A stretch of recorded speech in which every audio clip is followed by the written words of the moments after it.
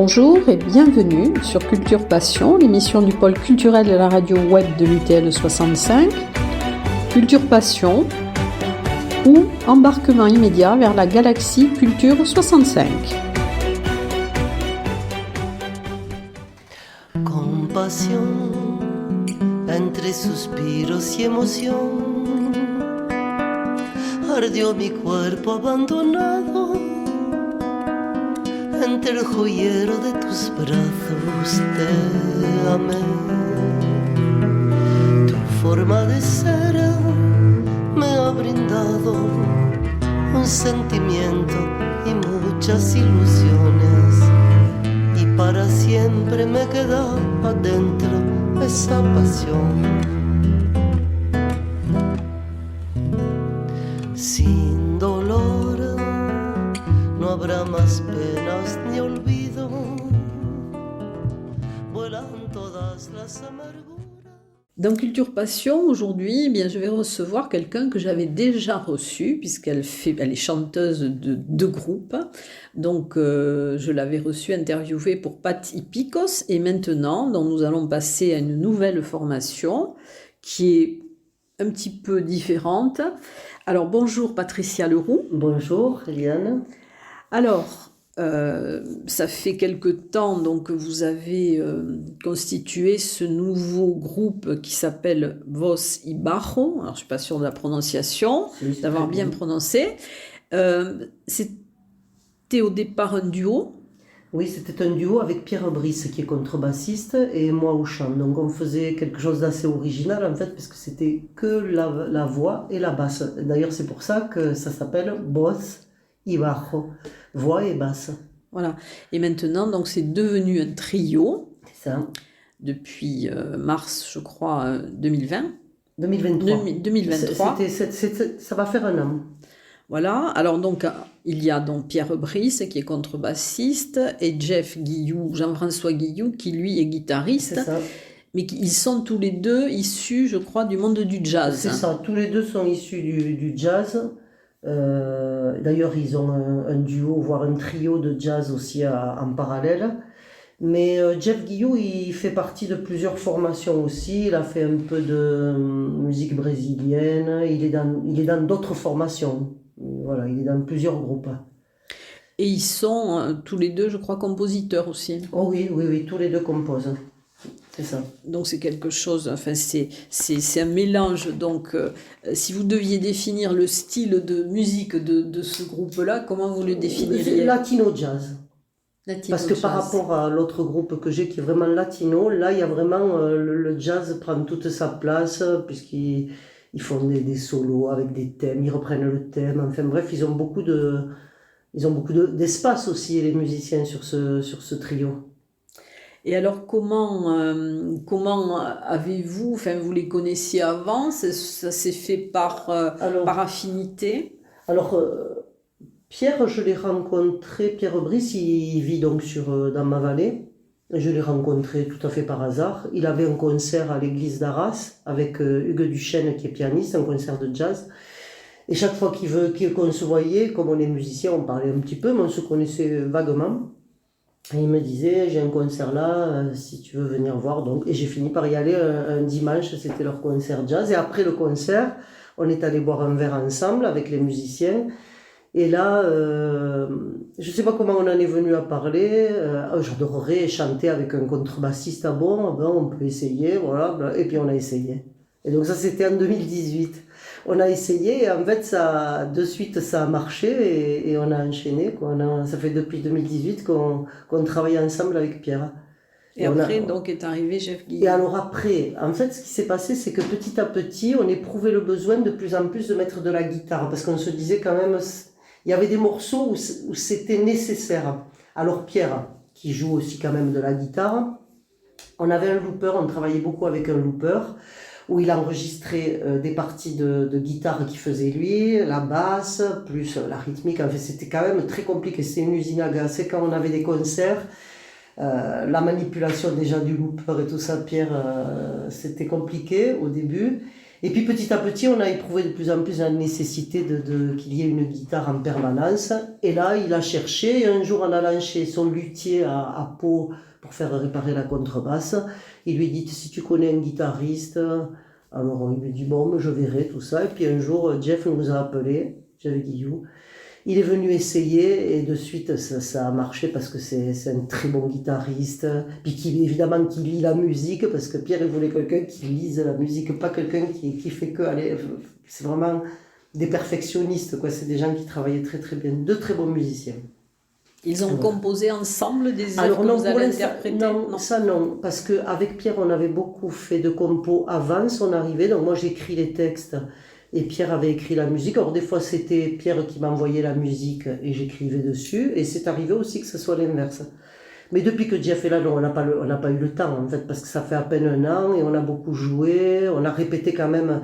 Il a fallu que Jeff se mette à tout ce qu'on avait préparé déjà. Ça faisait quand même plusieurs années avec Pierre qu'on avait mis des morceaux en place. Donc il a fallu qu'il s'y mette. Bon, il a travaillé très vite. En fait, il s'envoyait les morceaux. Il travaillait chez lui. Quand on se voyait avec Jeff, c'était déjà quasiment en place, quoi. Parce qu'il travaille bien et ils n'ont pas besoin d'être présents tout le temps. Après, on a fait quelques répètes aussi, hein. Mais on n'a pas composé encore ensemble. Oui, parce que c'est important de bien s'entendre, enfin de marcher dans la même direction. Complètement. Et c'est le cas. Et c'est le cas parce que Jeff, en fait, ça c'est pareil, c'est au coup de cœur. Et si ça lui avait pas plu, il aurait dit, bon, c'est pas mon truc. Parce que comme il fait que du jazz, là, c'était latino, il y avait quand même des trucs qu'il n'avait pas trop l'habitude de jouer.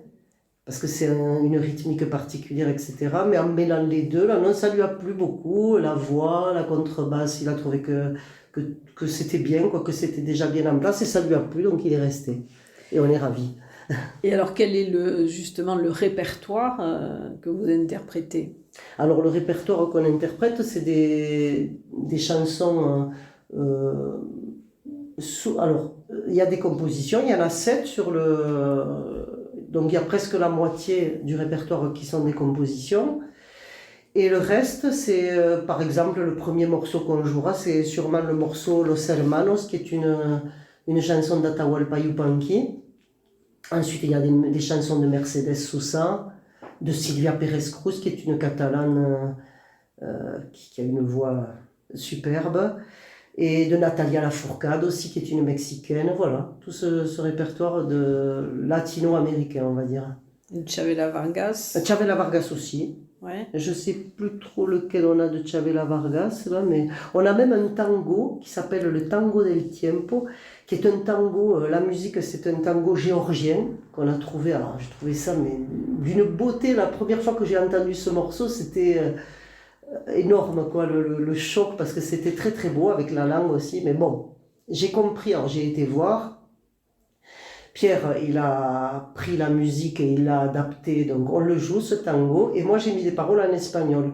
Sur le texte géorgien que j'ai essayé de trouver des traductions, j'ai vu que ça parlait du temps qui passait, donc on a fait une adaptation, j'ai fait un texte sur le temps qui passe, et on commence par une poésie de Vicente Venceslas Querol, qui est un poète, et voilà, et c'est un très beau tango. J'ai vu aussi qu'il y avait dans votre répertoire des chansons du Moyen-Âge. Ah, il y en a une, oui, Morenica, Ouais. qui est une chanson séfarade ladino, qui est une chanson très vieille du Moyen-Âge. Voilà. Et ça s'appelle Morenica, la petite brune. Et alors, donc, les airs, par exemple, latino, ils sont joués latino ou c'est un latino jazzy? Alors, ils sont quand même joués latino. On ne perd pas l'esprit latino. Mais comme ce sont des joueurs de jazz, évidemment, on sent cette influence-là. Puis surtout quand ils font aussi leur solo, bon, il y a vraiment de la dextérité, quoi, dans la manière de jouer. Oui, et alors donc vous aviez avec Pierre Brice fait, je crois, 3 CD. Oui, c'est ça. 3 CD. Mmh. Et là, alors les auditeurs vont être très ravis puisque dans les extraits musicaux qui vont habiller cette interview, il va y avoir des morceaux qui sont en prévision du futur CD, donc qui ne sont pas encore enregistrés. C'est ça. Alors, ils sont enregistrés peut-être, je ne sais pas exactement lesquels je t'ai donné, Liane. Alors, dans ce que Il y a qu'il m'a Oblivion, donné, je pense. il y a, voilà, Oblivion. Et après, c'est Compassion et Elia Io. D'accord. Alors donc, oui, mais ces trois-là, ils sont pas sur les CD. Je suis en train de regarder, je me demandais Oui, oui, si... non, mais Non, parce qu'il y avait des morceaux qu'on avait déjà joués à deux et qu'on a repris après avec Jeff. Mais ceux-là, ils sont sur aucun des CD. Donc voilà, donc ça voilà, sera c'est des nouveautés. On nous a donné une primeur. Voilà, Voilà. Compassion, c'est une composition. Oblivion, c'est un morceau d'Astor Piazzolla, qui a été très peu chanté d'ailleurs en français, hein. On peut le trouver évidemment, mais... Et le dernier, j'ai dit... C'est Elio Io. Eya Io, c'est une Eya chanson, Io. c'est la chanson de Sylvia Pérez-Cruz. Mm. Elle et moi. C'est l'histoire d'une rose et d'elle. Et le mélange...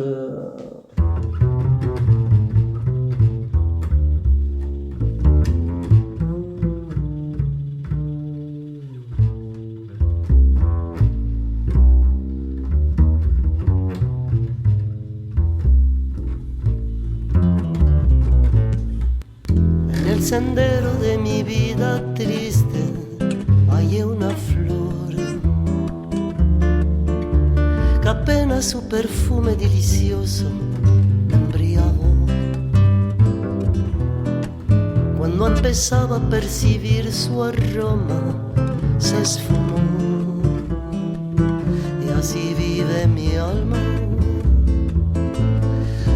triste y sola. Y así vive mi amor. Et Oblivion, qu'est-ce que c'est? Parce que le titre... Oblivion, c'est déjà... l'oubli. C'est sur le thème de l'oubli. Et sur une histoire d'amour. D'accord. Et alors, j'ai trouvé qu'il y avait un texte qui est très beau, qui définit bien votre groupe. Alors, je crois que c'est Jean Bacholder que j'avais interviewé pour Cinésique. C'est ça. Alors, j'aimerais bien que vous le lisiez avec votre voix, puisqu'il y aura le côté rock. Donc c'est écrit par Jean Bacholder. Donc quand le rock de la voix croise le velours de la guitare et la rondeur de la contrebasse, les mélodies adoptent la douceur de l'intime. Quand le boléro devient swing, quand le tango se mêle au blues, quand se rencontrent Astor Piazzolla et Chavela Vargas, Mercedes Sosa et Natalia Lafourcade, Sylvia Pérez-Cruz et compositions personnelles, échanges musicaux à trois que la connivence engendre. Alors le latino et le jazz s'enchantent mutuellement. Et c'est un très beau texte, et ça Oui. définit bien ce que vous faites. Alors, il y a beaucoup de concerts, enfin vous avez donné beaucoup de concerts, alors dans des endroits particuliers aussi, dans l'auberge du Monde de Geste, Voilà, on joue dans des restaurants. on joue dans des restaurants. Enfin, on essaie de trouver quand même, il nous faut quand même des espaces relativement tranquilles, parce que c'est quand même une musique d'écoute. Oui. On ne peut pas être dans des bars, par exemple, il faut que ça soit quelque chose, des endroits où il y ait de l'écoute. Et donc dans des églises aussi. Oui, dans des églises, on a joué aussi. Et le prochain concert, donc ça va être... Mais je crois que vous aviez déjà joué dans la salle de la Luciole, mais vous étiez peut-être que deux. Au Paris.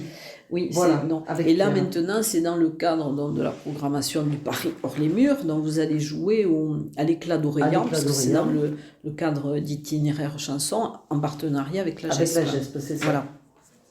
Et alors donc là, vous allez jouer... Le mercredi 21 février à 20h30, on va jouer donc à 3. C'est la première fois qu'on se produira tous les trois à l'Éclat, enfin, dans une salle, on va dire. Ouais. Donc ça sera à voir et à entendre surtout. Et alors, donc, par rapport à ce groupe, si vous deviez définir la différence entre Patipicos et Vos Ibarro. Je dirais que Patipicos, c'est un peu plus festif, c'est plus folklorique dans le sens du folklore, folklore mexicain. Il y a beaucoup de foros brésiliens, c'est un peu plus animé, c'est un peu plus folklorique. Alors que là, c'est beaucoup plus feutré, c'est beaucoup plus à l'écoute. D'ailleurs, avec Patipicos, on peut se produire dans des bars sans problème, parce qu'on peut animer une soirée, éventuellement les gens peuvent danser. Là, ça serait beaucoup plus compliqué, parce qu'il faut écouter. Oui, Et donc, c'est quand même Mais quand même, on reste sur le latino. sur le latino, et moi je suis très attachée quand même. Moi j'aime bien les chansons avec des textes. Donc même avec Patti Picos, c'est toujours entrecoupé de chansons de Mercedes Sosa. On a fait quand même un album de Chavela Vargas, donc toujours les mêmes qui reviennent quand même, avec des morceaux un peu plus animés de Lila Downs par exemple, avec Patti Picos, qu'on ne fera pas avec Rosy Bajo. Mais c'est toujours dans l'esprit quand même où la voix est mise en avant. Il y a la voix qui est toujours mise en avant. C'est-à-dire que le texte et, et les chansons nostalgiques, même avec Patti Picos, on le fait. On fait bien Salemi et des tas de chansons, des boléros très, très doux aussi. Hein. Oui, c'est différent. Alors là, vous jouez aussi parce que dans Patti Picos, vous utilisez certains instruments. Oui, voilà. Alors dans Patti Picos, il y a un accordéon et puis il y a plein de percussions, en fait de petites percussions. Puis on a un percussionniste et bassiste. Donc ça Mais fait... là, donc vous jouez d'un instrument aussi ou vous chantez Ah seulement? non, je ne fais que chanter dans Bossy Bajo. Je ne touche pas une percu, rien du tout. Je ne fais que chanter. Voilà. Mais c'est bien parce que les Oui. deux autres instruments Voilà. sont C'est suffisants. suffisant, voilà, c'est suffisant pour ce qu'on a à faire. Et après, dans votre répertoire futur, il y a des choses, à part les compositions, enfin, par exemple d'autres musiciens, compositeurs que vous aimeriez voir intégrer votre spectacle? Euh, Pas forcément, mais enfin moi j'écoute beaucoup de musique latino. Il y a des nouvelles chanteuses là, comme des chanteuses comme Natalia Lafourcade, Mon Laferte. Il y a plein de nouvelles chanteuses qui sont jeunes, hein, et qui ont des répertoires très intéressants. Et comme on peut toujours trouver quelque chose. Moi j'écoute beaucoup jusqu'à ce que je trouve quelque chose. Mais enfin, mon, mon vivier ces derniers temps, ça a quand même été Sylvia Pérez-Cruz. Pour moi, c'est depuis quelques années, je l'ai découverte il y a peut-être 2 3 ans. C'est vraiment une découverte énorme, quoi. C'est magnifique, sa voix est magnifique, elle en fait ce qu'elle veut, et puis elle est accompagnée de très bons musiciens. Bon, c'est un peu une référence pour moi. Et dans les projets futurs de spectacle? Dans les projets futurs, on va passer aussi au CAC en mai de Séméac. Et on va passer aussi à la médiathèque de Pau en février, à la fin du mois, je ne sais plus très bien, je pense que c'est le 25. Mais là, c'est avec Là, je parle que de Bossy Bajo. Avec Patti Picos, on pourra en parler une autre fois peut-être. Oui, mais là, parce qu'on on en avait déjà parlé. Oui. On a donc les deux projets là, les plus proches, c'est la médiathèque de Pau, un dimanche matin, je pense que c'est le 25, mais je ne suis pas sûre, février. Et ensuite, en mai, au CAC de Séméac. Voilà. C'est bien. Mais disons que ça prend un peu plus de... Enfin, vous êtes un peu plus connu. Voilà, c'est ça. Aussi. On commence un petit peu à être connu. Alors, j'ai utilisé la page de Patti Picos sur Facebook pour pouvoir introduire mes deux groupes. Et ça marche assez bien. Au début, c'était un peu compliqué parce que les gens ne comprenaient pas. Mais comment t'as d'autres... Enfin, que j'étais dans deux groupes. Oui. Mais on commence à être connus. Les deux formations commencent à être... bien séparés. Mais souvent, il y a des passerelles, puisque aussi en tant que musicien, il joue dans d'autres groupes, et c'est peut-être important aussi, justement, pour être un peu plus créatif. Et voilà, c'est ça, mais même dans Patti Picos, Roger, là, il joue dans d'autres groupes, enfin, tout le monde est libre après de jouer ailleurs, et autre chose. Oui, non, mais là, c'est bien, c'est important de pouvoir aussi faire des choses différentes. Donc le CD que vous allez produire, il va comprendre combien de morceaux? Donc, ce sera sûrement une dizaine, mais on aimerait y mettre toutes nos compositions en fait. On aimerait y mettre Poco de Alegría, Un poco de Alegría, La mujer mosaïca, La femme mosaïque, Estoy fumando. Tiens, La femme mosaïque, ça me fait penser aux lézards mosaïques de Pierre Domingès. Mais c'est pour ça que, en fait, c'est parce que... C'est lui qui l'a écrit? Non, la chanson, c'est moi qui l'ai écrite. Mais c'est en référence, justement, c'est parce que j'avais lu son livre et qu'il m'avait mis un petit, dédicace. Une petite dédicace où il disait que j'étais une femme mosaïque. Et je me suis dit, je vais me servir de ça pour écrire un texte. Voilà. C'est sur ça que ça n'a pas écrit de texte? Non, mais sur l'hommage à Federico García Lorca qu'on fait avec Patti Picos, on lit une poésie de Pierre. Il m'a pas écrit pour l'instant de texte, mais si je lui demandais, je pense qu'il pourrait. Non, mais c'est bien. En fait, Oui, voilà, ces c'est ça, tout se rejoint un petit peu. Ces échanges, Oui, c'est c'est marrant, la femme mosaïque. Oui, Alors voilà, là, c'est ça. on ne l'entendra pas Non, dans ce podcast, puisqu'on mettra que des courts extraits. vous hein, l'entendrez pour le concert du 21, parce qu'on va essayer quand même de jouer toutes nos compositions. Après, il y a Compassion, avec passion, À rebours, qui est une chanson en français, Las Melissas, les sœurs jumelles, et le tango del tiempo, donc on a arrangé le tango géorgien dont je parlais tout à l'heure. Ah oui. Et oui, ça doit être curieux. Donc là, vous l'avez aussi hispanisé. Complètement. Enfin, voilà, c'est ça. On en a fait un tango, mais c'était déjà un tango. C'était un tango, donc il a fait juste des arrangements, Pierre, et Jeff également, puisque quand il est arrivé, en fait, il y a eu, depuis que Jeff est là, quand même, il y a eu des changements un petit peu. Il a fallu S'adapter, composer, ouais. voilà, s'adapter à... Ils composent ensemble ou non, séparément? Quand on répète, il y a des petits trucs, et si on faisait ça, et si on faisait ça, donc ça se fait tout seul, hein, ça se fait, on s'entend très bien, donc ça se fait, ah oui, ça c'est bien, oh, ça c'est moins bien, enfin voilà, on avance comme ça. Non, mais c'est très bien. Ouais. En tout cas, je ne sais pas, est-ce qu'il y a d'autres choses que vous voulez dire par rapport au groupe, par rapport à vos projets Non, ben enfin, nos projets c'est... On est très heureux quand on a des salles, nous, c'est pour ça qu'on aimerait bien jouer éventuellement à Lourdes aussi, on aimerait bien trouver des salles à Pau, même moi j'aimerais bien jouer sur Toulouse, comme ça, mais il faut avoir du temps aussi pour faire la communication, puisque nous on n'a pas d'agent, donc on travaille, on cherche nos dates tout seul. En gros, c'est moi qui le fais d'ailleurs, puisque c'est pas facile en fait de trouver des dates nouvelles dans des endroits intéressants. Après, toutes les fois où on joue à l'auberge du Mont de Gesse ou dans des auberges, dans des restaurants comme ça, pour nous c'est très bien aussi parce que ça nous fait des répétitions, on a un public, et puis c'est dans des conditions des fois un petit peu plus difficiles et ça on sait le faire aussi. Enfin voilà, il faut s'adapter quoi, on s'adapte. Comme tous les musiciens d'ailleurs. Oui, c'est ça, c'est aussi un talent d'improvisation. Oui, je pense que oui, il faut en avoir un. Oui, donc c'est important. En tout cas, merci Patricia Leroux pour j'espère que les auditeurs apprécieront les extraits musicaux qu'ils vont entendre. Et merci, puis bon, ils Eliane, pourront aussi aller vous entendre donc le 21 février à 20h30 à l'Éclat à Orient. Oui. Merci beaucoup Eliane. Merci Patricia. Et à bientôt.